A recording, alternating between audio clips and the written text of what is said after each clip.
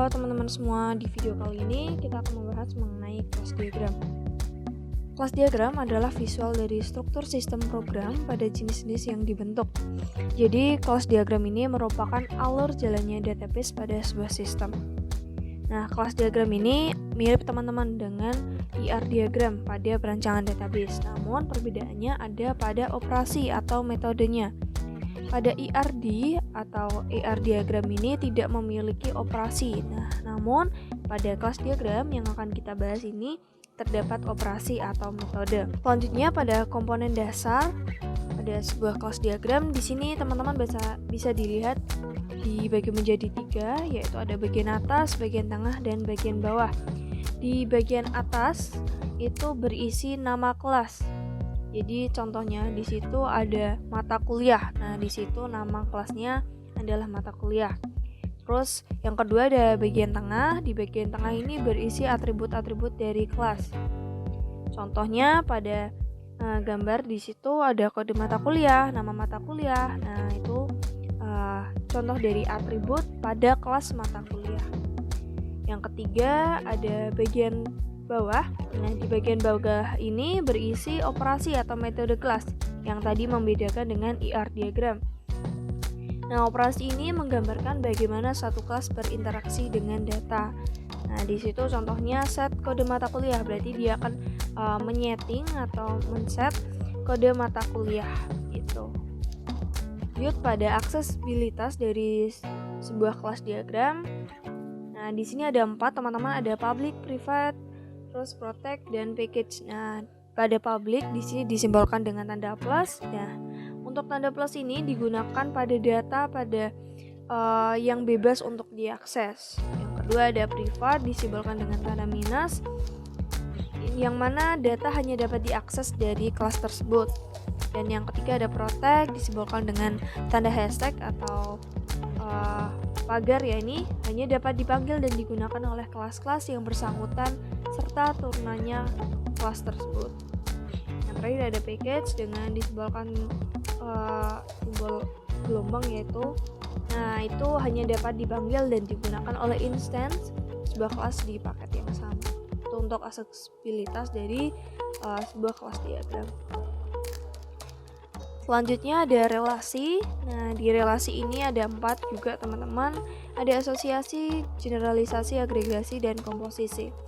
Yang pertama, association atau asosiasi ini adalah sebuah asosiasi yang menyiratkan bahwa objek dari suatu kelas yang memanfaatkan sebuah objek dari kelas lain dan ditunjukkan dengan garis solid menghubungkan icon dua kelas. Jadi akan disimbolkan oleh garis lurus gitu antar satu kelas dengan kelas yang lain. Yang kedua ada generalization atau generalisasi, adalah suatu hubungan hierarki antar kelas yang mana dapat diturunkan oleh dari kelas lain dan mewariskan sebuah atribut. Hal ini disebut juga sebagai class child atau anak kelas. Yang ketiga ada aggregation atau agregasi. Agregasi dapat diartikan bahwa satu kelas merupakan bagian dari kelas lain, namun sifatnya ini tidak wajib untuk agregasi. Yang terakhir ada composition atau komposisi. Komposisi ini diartikan bahwa suatu kelas merupakan bagian yang wajib dari kelas lain, dan eksistensi atau keberadaan dari kelas tersebut itu mempengaruhi keberadaan dari kelas lain. Nah, untuk implementasi dari relasi ini nanti di akhir video akan ada praktek, jadi teman-teman bisa perhatikan full video ya untuk implementasinya seperti apa. Terus di sini ada multiplicity. Nah, multiplicity ini tuh apa sih? Nah, biasanya dalam kelas diagram ini ada multiplicity yang sebagai penanda dari relasi antar kelas. Nah, ini mengindikasikan berapa banyak objek dari satu kelas terrelasi dengan objek lain. Nah, ini contohnya. Yang pertama ada 0 atau 1. Ini untuk entitas karyawan dan istri. Jadi satu karyawan itu minimal 0. Jadi ada kemungkinan untuk karyawan belum memiliki istri, dan maksimalnya 1 untuk memiliki istri. Itu untuk penggunaan 0 atau 1.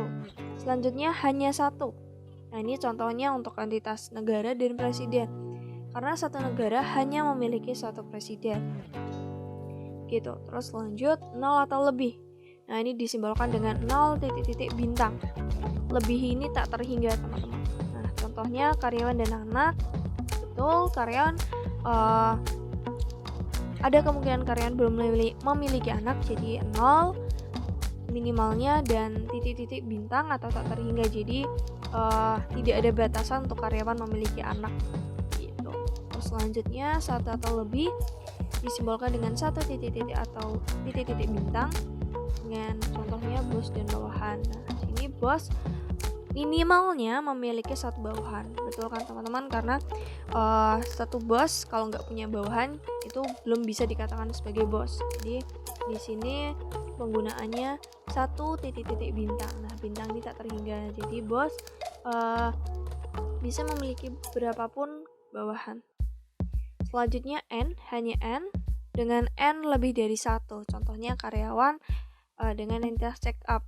Jadi karyawan ini batasannya di N-nya itu beberapa kali melakukan check up. Terus selanjutnya 0 sampai N dengan N lebih dari 1 dengan contoh karyawan dengan SIM. Nah, di sini karyawan minimal 0 dengan batasan N-nya itu sendiri untuk memiliki SIM. Yang terakhir, ini ada 1 sampai N dengan N lebih dari 1 dengan contoh kereta api dan gerbong. Nah, di sini sebuah kereta api itu pasti minimal mempunyai satu gerbong dengan batasan memiliki gerbongnya itu N itu sendiri.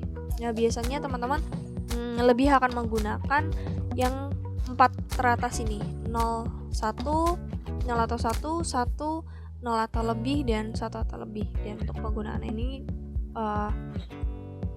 jarang untuk digunakan gitu. Oke, halo teman-teman. Sekarang kita mau coba nih prakteknya. Tadi kan kita udah dijelasin sama temanku tentang apa itu kelas diagram, terus penjelasan kelas diagram gimana. Nah, sekarang kita coba prakteknya ya. Pertama, buat prakteknya itu kalian klik aja di bagian model, terus add diagram, terus klik yang kelas diagram. Nah, kalau udah, di sini kan ada beberapa toolsnya nih. Ada kelas, yaitu untuk ya kelas kita atau namanya diagramnya kita. Terus yang asosiasi, terus agregasi, terus dependensi. Ini semua tuh kayak relasi antar kelasnya yang akan kita buat itu. Nah, sebelum kita coba prakteknya, di sini Asdos bakal ambil studi kasus siasat. Jadi ketika kita registrasi mata kuliah, itu gimana sih kelas diagramnya? Nah, sekarang kita coba ya. Pertama-tama sebelum kita bikin kelas diagramnya, kita tentuin dulu nih entity-nya apa aja. Pertama, untuk kita siasat itu tentu harus ada usernya kan, atau harus ada pemakainya. Berarti kalau gitu entity pertama kita atau kelas pertama kita itu ada kelas user. Terus yang kedua itu ketika kita mau ambil mata kuliah atau ketika kita registrasi mata kuliah, itu tentu kita kan bakal ambil mata kuliah. Nah, berarti untuk kelas kedua kita itu ada kelas mata kuliah. Terus sekarang nih kita pikir lagi, apa lagi ya yang ada di dalam registrasi mata kuliah? Oh, ketika kita klik mata kuliah, tentu ada list jadwal yang bisa kita ambil kan. Berarti kalau gitu ada satu kelas lagi yang namanya kelas diagram. Berarti kita coba dulu realisasikan. Yang pertama itu ada kelas user. Terus yang kedua itu ada kelas mata kuliah. Terus yang ketiga itu ada kelas jadwal.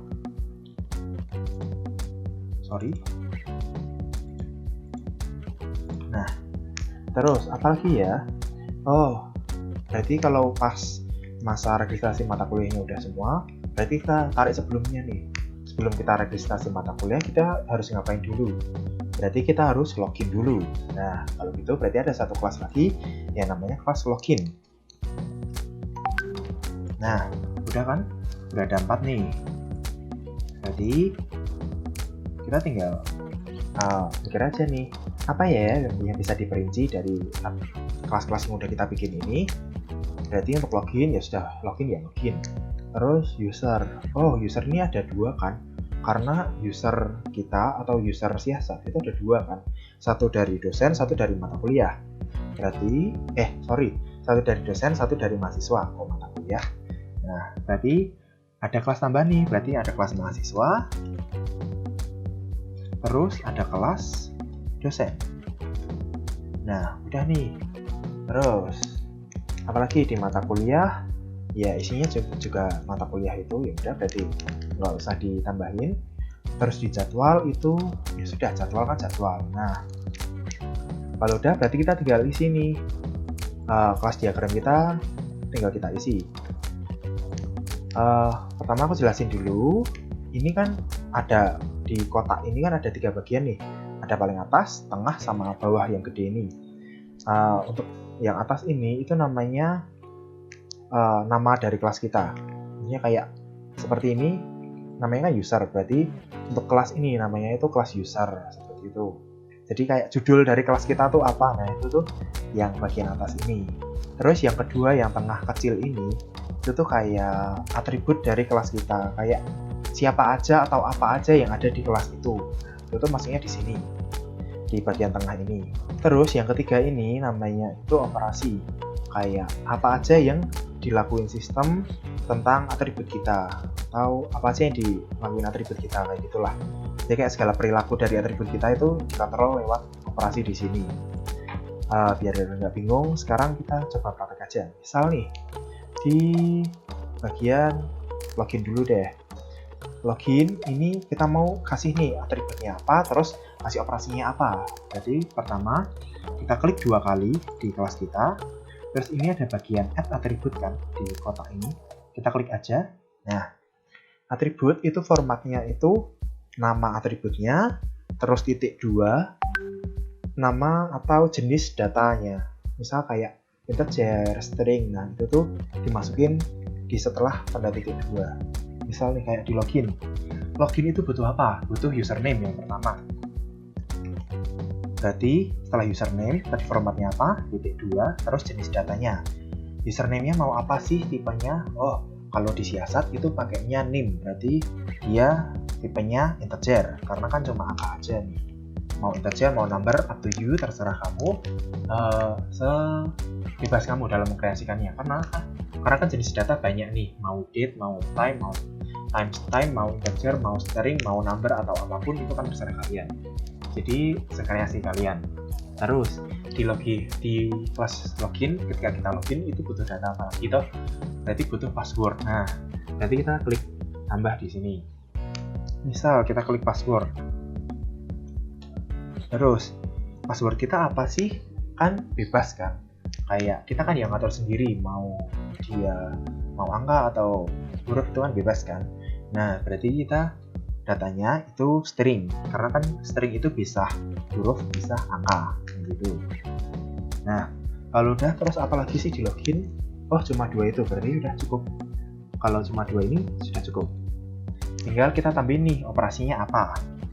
Kita tinggal klik 2 lagi sama kayak tadi. Terus ini ada tanda kayak gerigi kan, ini tinggal klik aja. Nah, operasi ini formatnya itu nama operasinya, maksudnya kayak dia tuh ngapain, terus atributnya apa, terus dikasih kurung, tanda kurung, kayak kurung buka, kurung tutup kayak gitu. Jadi kayak gini, misal untuk username itu kita di login itu kita yang ngesetting atau sistem yang ngesetting sih? Kita kan yang masukin username sama password kita. Berarti sistem itu mendapatkan username sama password dari kita. Berarti kalau gitu perintahnya di sini itu get. Ya maaf kalau ada background. Oke, karena get ini karena perintahnya udah yaitu get. Terus nama atributnya apa yang mau kita setting get itu, berarti username. Terus dikasih tanda kurung tutup. Nah, terus udah kan. Yang kedua yaitu password.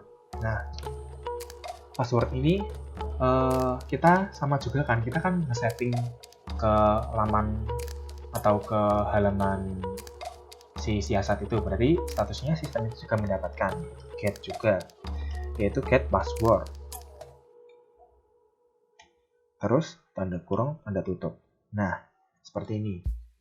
Nah, ini kan kita teman-teman lihat nih di bagian ini ada tanda plus kan di depan. Itu apa sih? Nah, itu tuh namanya visibility. Nah, visibility itu kayak data itu tuh bisa diakses di kelas lain atau enggak. Terus kayak gitulah. Jadi kampanye kayak kamu misal nih di kelas user itu bisa lihat password atau bisa dapetin data password atau username dari login atau enggak kayak gitu kan. Nah, kalau misal kalian mau nge-setting itu tinggal kalian klik 2 di bagian atribut kalian, terus ini ada tanda di kiri ini, klik aja.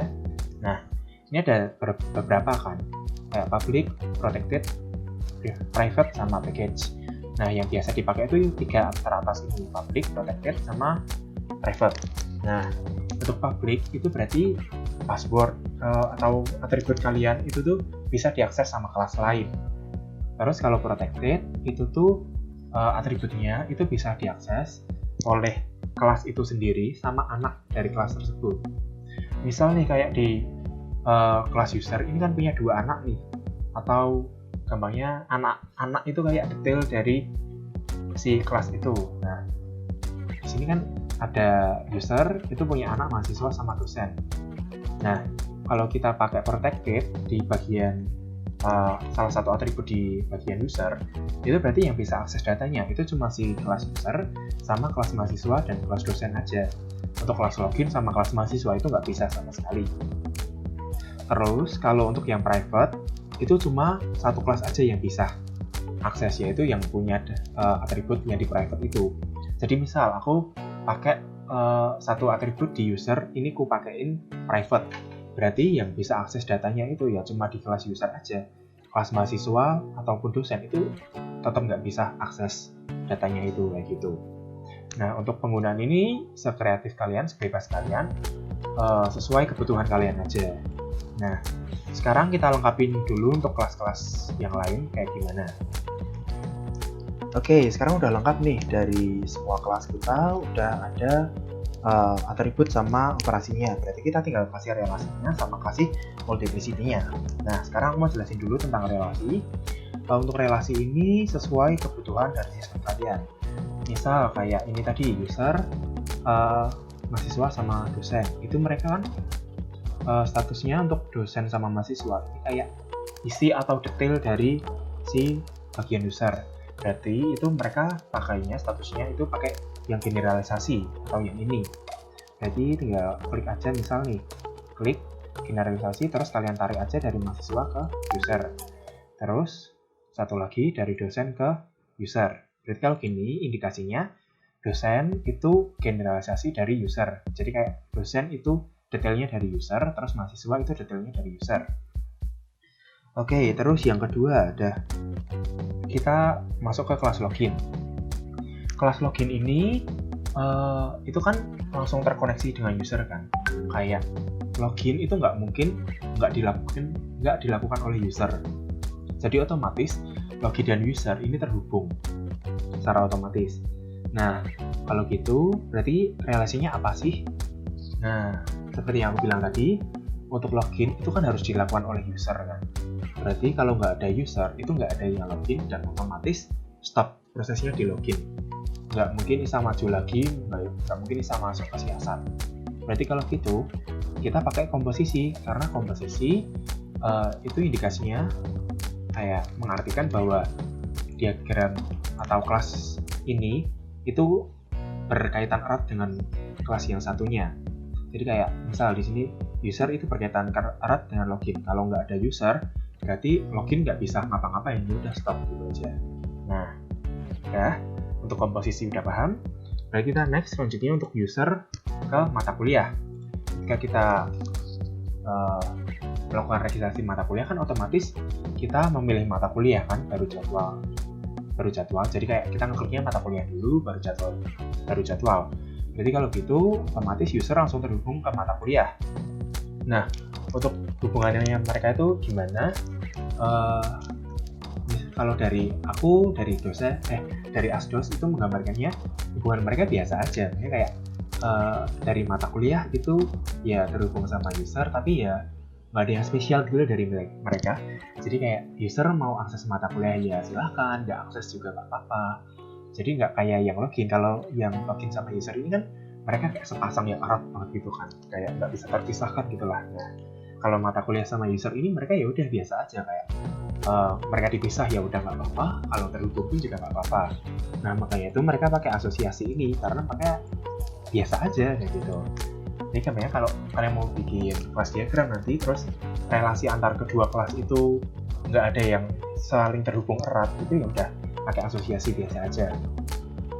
Terus selanjutnya, karena tadi kita klik mata kuliah, terus kita tentu harus memilih jadwal kan.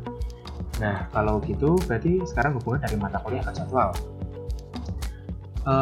Sekarang kita coba pikir, mata kuliah itu kalau ada jadwal, kalau nggak ada jadwal itu berguna nggak sih? Atau kayak mata kuliah kalau nggak ada jadwal itu bisa kalian pilih atau enggak sih?